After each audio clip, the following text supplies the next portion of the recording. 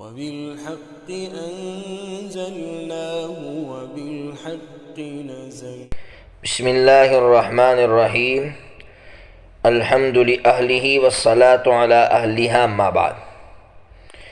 بمبئی میں ایک مسجد ہے، مسجد حبیبیہ. وہاں کے بہت موقر امام صاحب اور اس کے علاوہ دیگر علماء کرام نے بھی پوچھا کہ آج کل ایک کلپ چل رہی ہے جو بہت زیادہ وائرل ہو رہی ہے، جس میں یہ بتلایا جا رہا ہے کہ حضرت نبی پاک صلی اللہ تعالیٰ علیہ وسلم نے حضرت فاطمہ رضی اللہ تعالیٰ عنہ سے یہ ارشاد فرمایا تھا کہ جو مسلمان مرد ہو یا عورت وطر کے بعد 2 سجدے اس طرح کرے کہ ہر سجدے میں 5 مرتبہ سبوح قدوس رب الملائکۃ والروح یہ پڑھے، یعنی اس طرح 10 مرتبہ ہو جائے گا، 2 سجدے میں پڑھیں گے. اور 2 سجدوں کے درمیان میں بیٹھ کر 1 مرتبہ آیت الکرسی پڑھ لے تو اس پر جو فضیلت بیان کی ہے وہ یہ ہے کہ اٹھنے سے پہلے اللہ تعالیٰ اس کی مغفرت فرما دیں گے، اور 100 حج کا ثواب اور 100 عمروں کا ثواب اللہ تعالیٰ عطا فرمائیں گے. اور پھر مزید اس پر 1000 فرشتے بھیجیں گے جو اس کے لیے نیکیاں لکھنا شروع کر دیں گے، اور 100 غلام آزاد کرنے کا ثواب ملے گا، اور اللہ تعالیٰ اس کی دعا قبول فرمائیں گے، اور قیامت کے دن 60 اہل جہنم کے حق میں اس کی شفاعت قبول ہوگی، اور جب مرے گا تو شہادت کی موت مرے گا. یہ کلپ چل رہی ہے، اور عجیب بات یہ ہے کہ بعض جگہوں پر تو یہ سننے کو ملا کہ اس طرح بیان کرنے والے اچھے علماء بھی ہیں. تو اب کیا ہے، کیا یہ حدیث ثابت ہے، کیا اس طرح دعا پڑھنا ثابت ہے؟ تو سمجھیے، ایک کتاب ہے جو ہے شیخ ابراہیم حلبی رحمۃ اللہ علیہ کی غنیۃ المستملی، اس کے اندر صفحہ نمبر 617 پر حضرت فرماتے ہیں حدیث موضوع باطل لا اصل لہ، کہ یہ حدیث گڑھی ہوئی ہے، باطل ہے، اس کا نہ سر ہے نہ پیر ہے. آپ اندازہ لگا سکتے، بلکہ سچ بات یہ ہے کہ یہ شیعوں کی طرف سے چلی ہے. اس لیے آپ کو یہ بات معلوم ہوگی شاید کہ اس کو دعائیں زہرا کہا جاتا ہے.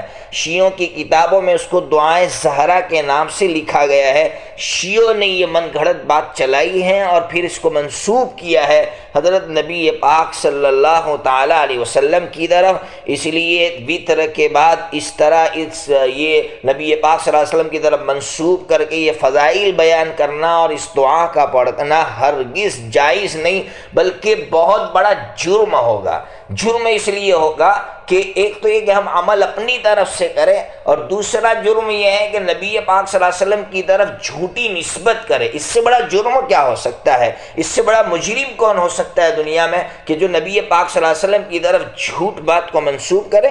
اس لیے اللہ تعالیٰ کے دربار میں توبہ کرنے کی ضرورت ہے کہ ہم لوگ یہ عمل کر کے پھر نبی پاک صلی اللہ علیہ وسلم کی طرف منسوب کرتے ہیں. یہ عمل کسی حدیث سے ثابت نہیں ہے، من گھڑت روایت ہے، من گھڑت بات ہے.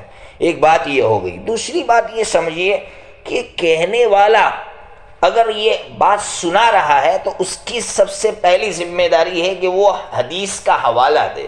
اگر دعا بیان کر رہا ہے تو اس کی ذمہ داری ہے کہ وہ حدیث کا حوالہ دے کہ اس حدیث کی کتاب میں یہ روایت ہے، حدیث کی کتاب کا حوالہ دے، اور یہ حدیث کس درجے کی ہے وہ بھی بتلائے. یہ تو پہلے نمبر پر بتلانے والے کی ذمہ داری ہے. اور سننے والوں کی ذمہ داری، ہمارے نبی پاک صلی اللہ علیہ وسلم نے اپنی امت کو ایسا نہیں بنایا تھا کہ کسی نے کچھ بھی کہا اور سن لے. نبی پاک صلی اللہ علیہ وسلم نے اپنی امت کو تحقیقی مزاج کا بنایا تھا. اس لیے سننے والوں کی ذمہ داری ہے کہ سامنے والا چاہے کتنا ہی بڑا بندہ کیوں نہ ہو، کتنا ہی بڑا اللہ کا ولی کیوں نہ ہو، لیکن اگر وہ بات کر رہا ہے حدیث کی یا کوئی دعا کی تو اس کے لیے ضروری ہے، آپ پر ضروری ہے کہ آپ اس سے حوالہ سنیں یا آپ اس سے حوالہ مانگیں. اس کے بغیر اس کی بات قبول نہیں کی جا سکتی ہے. اس لیے کہ بڑے بھی بہت سی مرتبہ کوئی بڑا بندہ ہے، اس سے بھی سہوا ہو سکتا ہے، غلطی ہو سکتی ہے، وہ انسان ہے، وہ بشر ہے. اس لیے ضروری نہیں ہے کہ وہ بڑا ہے تو اس کی بات 100% مستند ہی ہوگی، ایسا ہرگز ضروری نہیں ہے. اس لیے سننے والوں پر بھی یہ لازم ہے، کہنے والے پر بھی لازم ہے. بہت سی مرتبہ لوگ کیا غلطی کرتے ہیں میں آپ کو سناؤں. ارے بھائی اچھی بات ہے نا، لوگ کر رہے ہیں تو کیا حرج ہے؟ ارے کیا کہیں گے اب لوگوں کو؟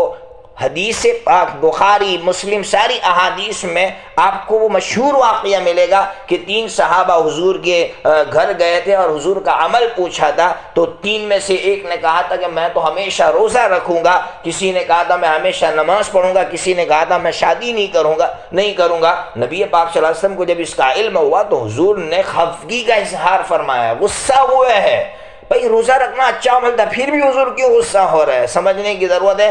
میں جس کو اچھا سمجھوں اچھا نہیں ہو سکتا ہے، میری عقل بہت چھوٹی ہے۔ نبی پاک صلی اللہ علیہ وسلم جس کو اچھا سمجھے وہی اچھا ہوگا۔